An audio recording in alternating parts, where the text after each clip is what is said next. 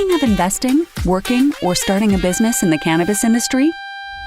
We've got you covered right here on Plant Problems. Hosted by Tony Frischknecht, Plant Problems takes a different approach to cannabis than what you're seeing and hearing from the mainstream media. Come along with Tony and be in the know about how to invest, work, or start a cannabis business. Let's get the show started with your host, Tony Frischknecht.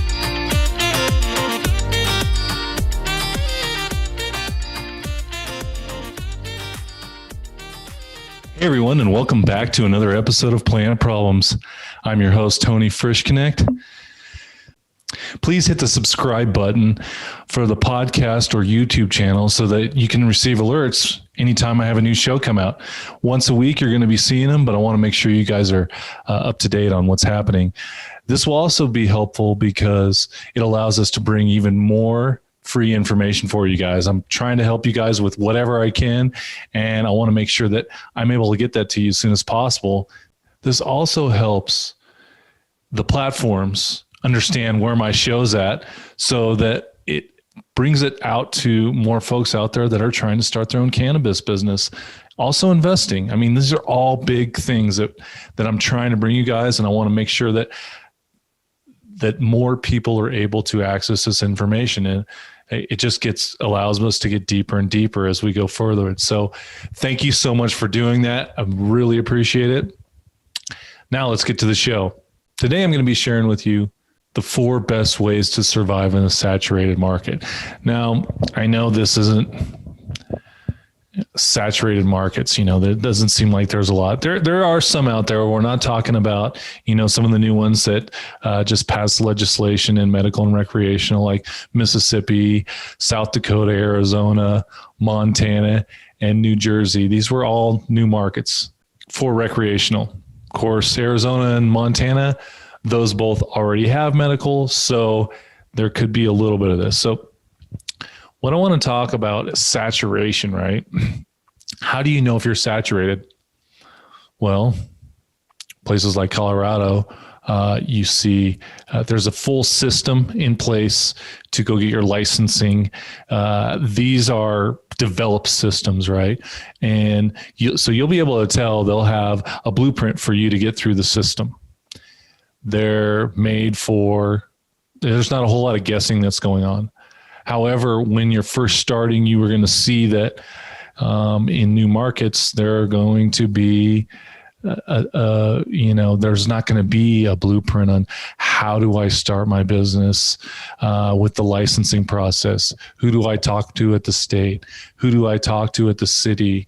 These are all things that are going to be coming out as they develop. So if you are in one of these states, I think it's incredible. I want you to take that time and really cherish that you're in the right timing of positioning. Now, we're not going to be discussing those today, but we're going to be discussing markets such as, Colorado, Oregon, Washington, Nevada, and California is actually coming up on that soon. So you guys out there that are in the industry in these states, I would look at these as, more of a developed state where they have these programs in place.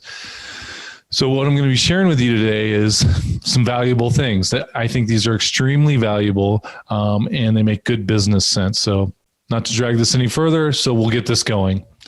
Standard operating procedures, SOPs, they call them.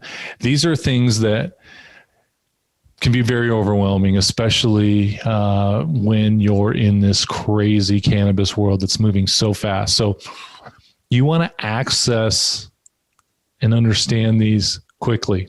You're going to be creating this procedure for anyone that, we'll say, for example, that is opening the store in the morning, the retail location in the morning for, this day's business. You want to create something that, you don't want to get too complicated. I try to keep things between 5 and 10 steps. Now, of course, there's going to be more steps, the bigger positions, right? So start small. I would start with, for example, when the employee comes in to open the door, he unlocks the door, he make sure that there's enough product on the shelves so that you're able to sell to customers as they come in. Getting the store prepared for running at whatever time you guys open at, 9 a.m. I got to make sure I have these 10 things done so that we can be productive as a retail location and keep the customers happy. Now, I've found that what works for me is actually recording. I take a video recording of the procedure, and we'll go to an example for the grows, right? So in the grows, we've got clones that we have created over the 14 to 21 day period, right? Well, there's a process into creating those clones. It's all right. First, we get the tray out. Second, we get the clippings. Third, we put those clippings into, the soil, and then we put water in so there's so many different ways to take this. I don't want to get too confusing, but you need a step-by-step process so that anybody that you bring into your organization can do that job, that position, right? So you're going to have positions. You're going to have your store manager position. You're going to have your bud tender position. You're going to have your end of night procedure with cash. So you're going to have a cash procedure that needs to happen, and you're going to have somebody follow that. Because what I've seen is people put a manager in place or they put an employee in place. And what happens is that employee creates their own system, and it can be great. This is the awesome part. It can be really awesome. But what can happen is if that person quits, well, now who's going to run with the procedures? Well, nobody has the procedures down, and it becomes a cluster, and you got to start from scratch. So why not create this on your own, either with your manager or, somebody in that position? So what I like to do, again, I said, I record the steps to this process. And I have found it simple for me only because I have trouble writing all these things down and keeping track of them without getting distracted. So the best thing is to take a small position, start there first, and then you can get more complicated the more comfortable you get with each position in the company, right? So you've got this position placed. Now, what do? You got this recording. How am I going to take this to the next step? Well, there is some amazing software out there right now that you can take and edit this information with. One of my favorites is called Descript. It takes the video and it allows you to edit the video and edit the text. So I'm going to try to explain this the best I can because I know this can get confusing if I go too overboard. Basically, what it allows you to is go in and edit the text, the verbiage that you have, and it allows you to cut that out, and it automatically cuts it out of the video too. So if you want to shorten it, reduce it, whatever, and you upload it into this system, allows you to do all your editing there, and you can simply mark that out, print that out for somebody, and create a folder for that position. In a nutshell, that's the best way to explain it. If you want to get more in depth, of course, you've got Google. Guys, Google does a lot for you. Google standard operating procedures. You'll see a ton of information come up there. So you've got that in place, right? So this is also extremely useful if you're going to hand over the operation to, say you've got somebody that's buying you out, or somebody's going to purchase the business. They're going to need to see this information. That's how they can come in and you've created something that they have a playbook to, and they can hand it to somebody else, and they can get in and start right there. So these are extremely important, and so many people forget about them. So I want to touch on that. Okay.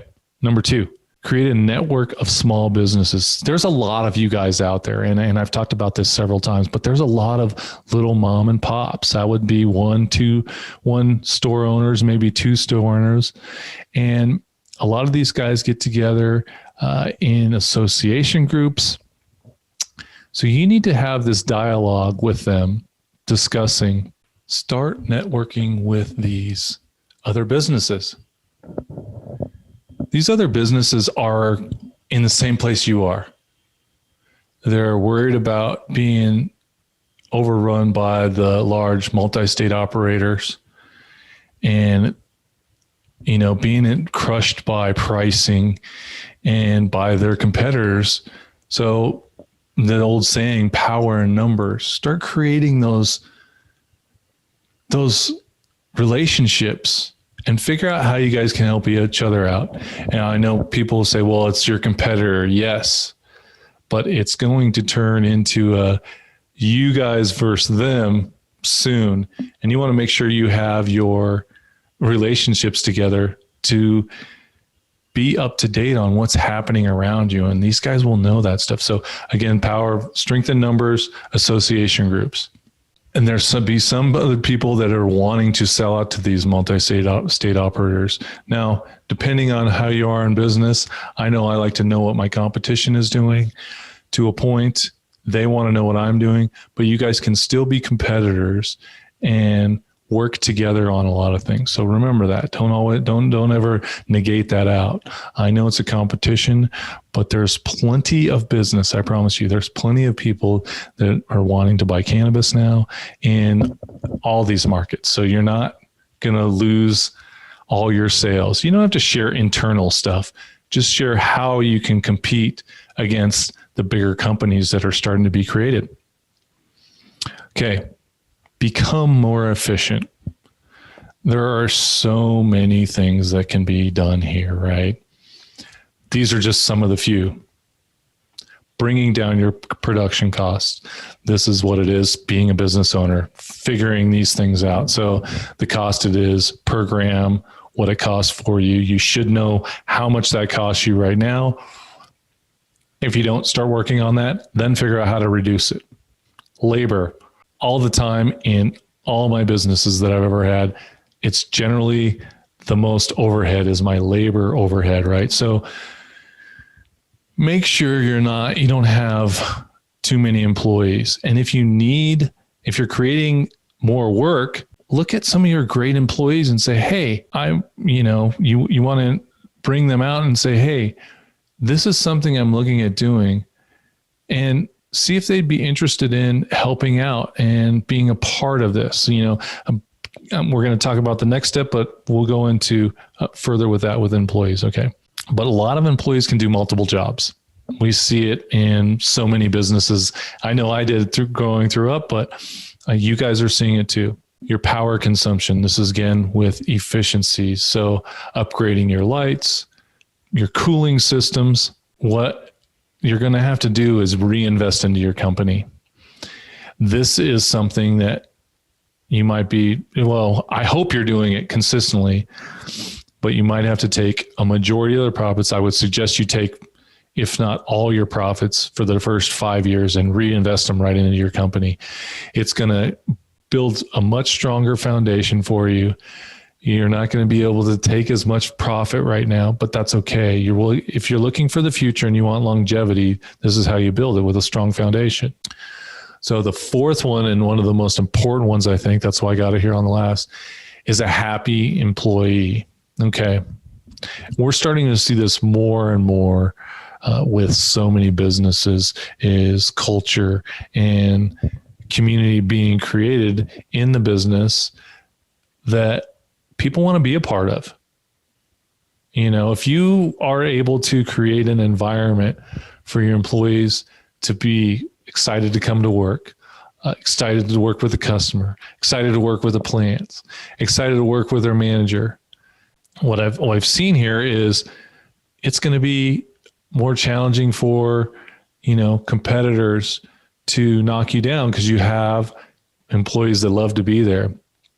I don't know how many times I've dealt with an employee of a retail store or restaurant that, You could tell they hated being there, but they needed to be there because they were getting paid. And that's really the only reason they were.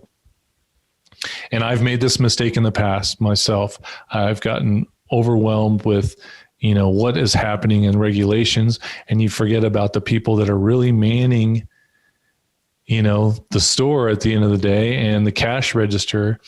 And you want to build that trust in there. So have weekly meetings. Make them aware of sales that are happening, and if you've got a retail store and a grow, make sure you have those separate. And it's always good at least once a month if you can get them all together.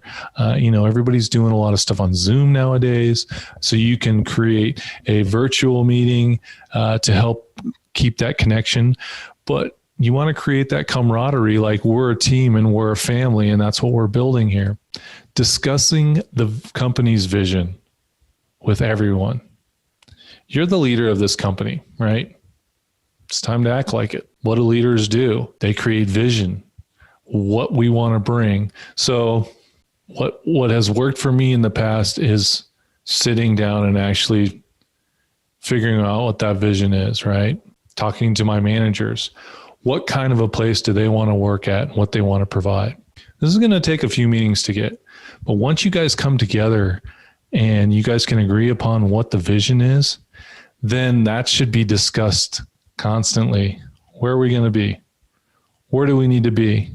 And everybody needs to understand that and hear that all the time so that they know you as a company, where you guys want to be.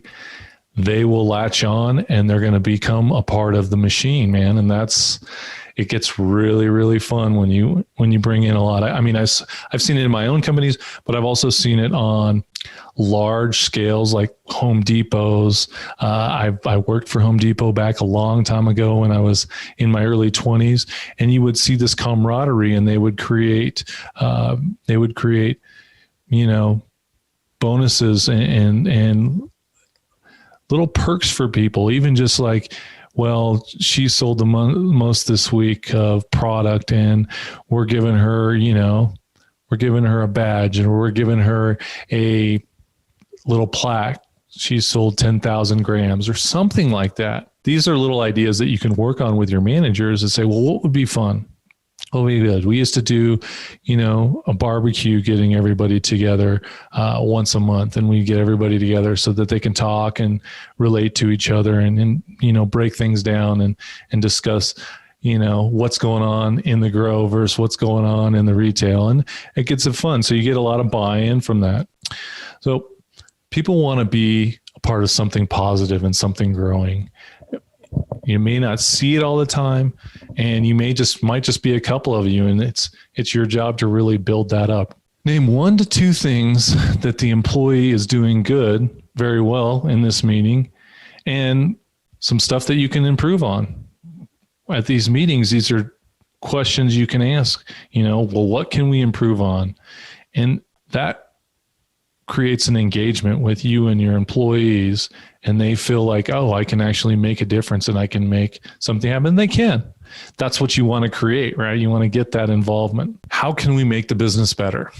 These 2 questions right here will bring tons of engagement, and you guys can discuss what you came up with in the following week. You can also take it one step further and say, hey, okay, Tom, you think that in order to do this, make our business better, you want to create more customer engagement.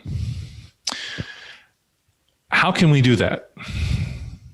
Tom, would you be willing to pair up with Sandy, Thomas, and Gerald to discuss how you can create more engagement? You guys can go get coffee for a half hour, talk about how you guys can create some engagement, and then you'll bring them together. The next week, they can tell you, we came up with this, and that, some stuff you probably never even thought of. And then you guys can discuss it as a group and get everybody to be like, oh, this is the number one thing we want to do. Again, create that engagement, make them feel a part of it, right? This is where all these are going. And this is a great way to start. You can expand as you get more comfortable and as you feel, but with that employee input, you start creating this organization and something that becomes, an amazing company. Not only it's living and breathing, right? So you want to get that happening as soon as possible if you haven't already started. I know some of you guys are experts and just like, this is your thing. You know what you're doing. So keep doing what you're doing and working in your business. Okay. The big winners that do this will continue to work in these areas. They will work on them constantly. You'll see a lot of the big companies doing this. And I know you guys don't want to create a corporate environment stuff, but these are some of the things that they use to create camaraderie and, pushing the business forward. And the great part about this isn't you as the CEO or owner having to do all the work. You're just kind of asking the questions and they're putting it together. It can be really fun. And that will take that off your plate. You can tie your manager into it. They can start making the decisions and then bring them to you when they finally want to do this. So they can get your sign off, right? Okay.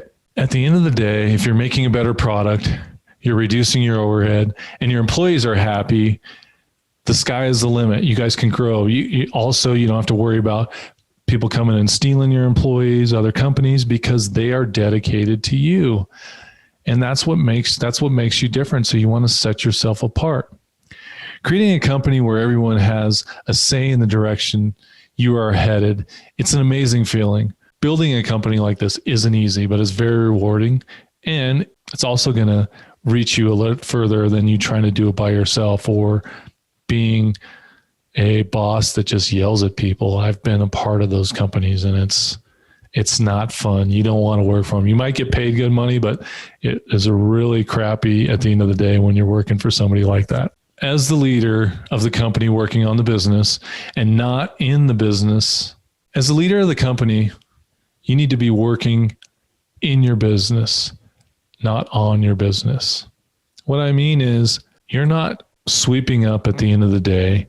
You're actually saying, how can I get my place cleaner? How can I make this better? Now, don't get me wrong.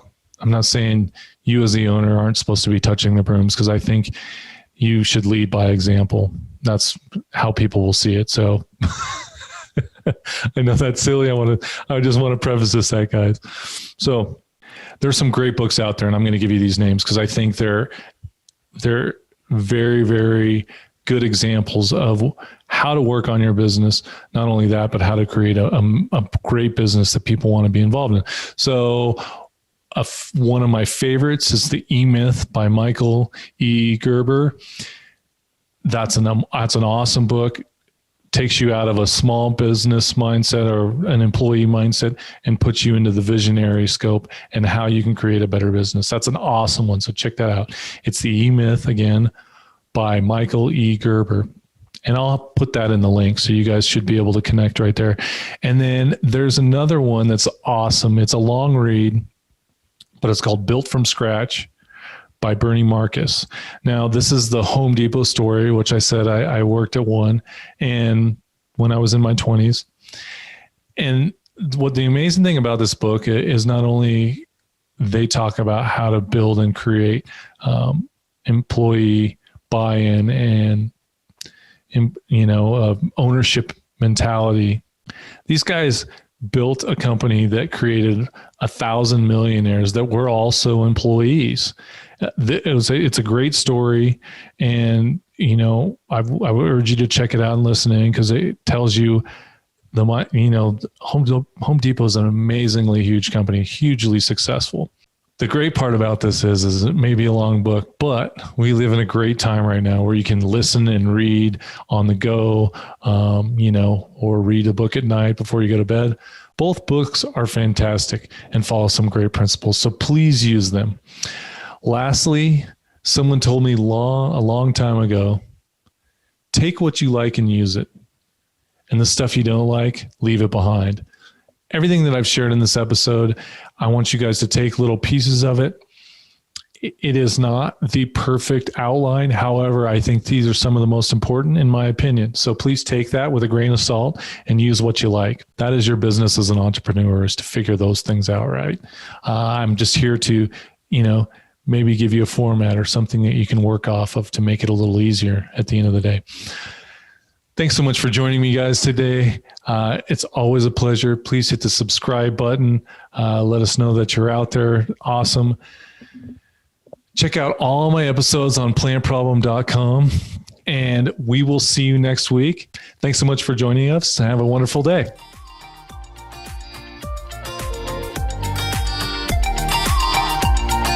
You've just listened to another insightful episode of Plant Problems.